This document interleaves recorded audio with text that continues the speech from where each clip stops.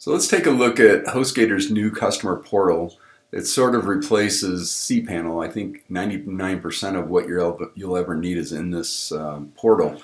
So I'm going to log in, get you familiar with the opening, and then we get inside. So what we've got is account summary, profile settings, email if you want to set up your standard email communication back and forth between you and HostGator. Different packages that they offer. Each hosting company is going to offer a different package. I have the baby package, which is the smallest one they offer. It's like $3 or $4 a month, very reasonable. And then where you want to go is into hosting. This is where you're going to see most of the things you typically will see in a cPanel screen. What I go into 99% of the time is like files and folders. File Manager is probably the most popular place that I go into. What this is doing is it's going into the root of your folder so you can actually see what your folders look like. If it'll come up here, behaving kind of slow. So yeah, you can see over here to the left the outline. Usually your website will be under the public folder. You can see these different folders right here: digital marketing store, digital marketing product reviews. That's the website where that you're on right now. The Ed Farragon, different websites are going to show up here.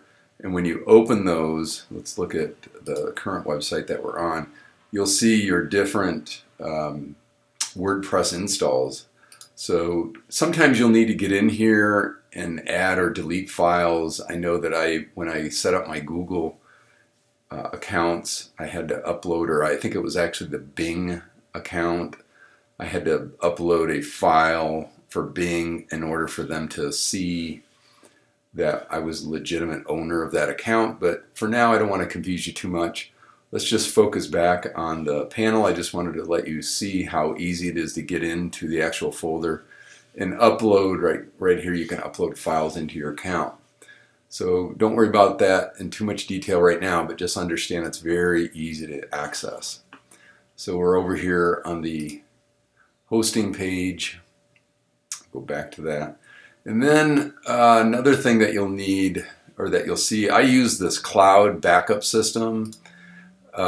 You reach a certain point after you have so many files on your server that you're going to want to do a backup. They have a basic backup, but this one's more extensive and it's well worth the price. I couldn't imagine even losing all the amount of work I put into my website. So this is like an insurance policy. I have the professional one, which manages, I think, up to 5 gigabyte. And I think I was at 4 or 3 gigabyte when I needed it. So highly recommend getting that. Oh, let's see.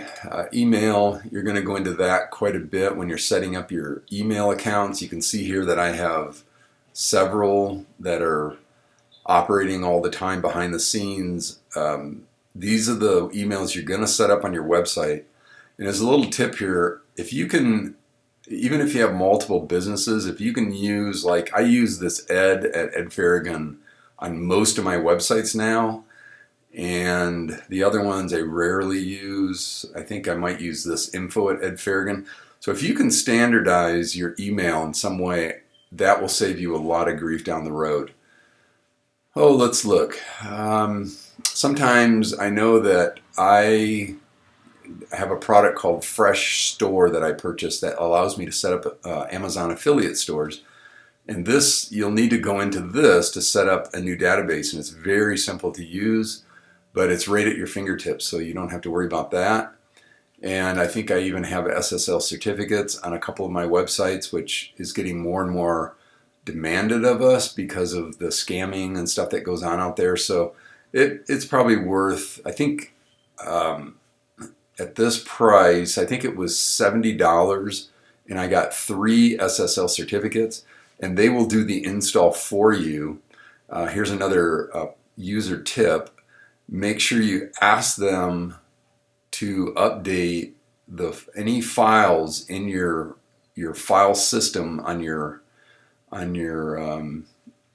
main website. There's in the background There's files that need to be updated with certain coding, and they will do that for you if you ask them. Just say, make sure that you update all of my backend files for the SSL certificate so I don't have to edit any of my PHP files or any of that. So hopefully that's helpful to you. So there you go. There's support. I rarely use support because I'm always making a phone call. This is more geared towards creating a ticket and then sending in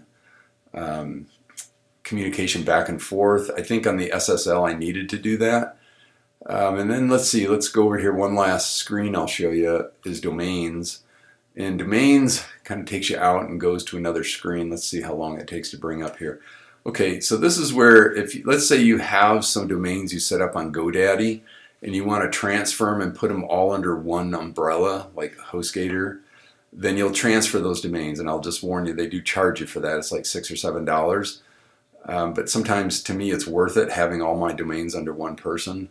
And then you can manage your domains. Here's all my different domains that I have.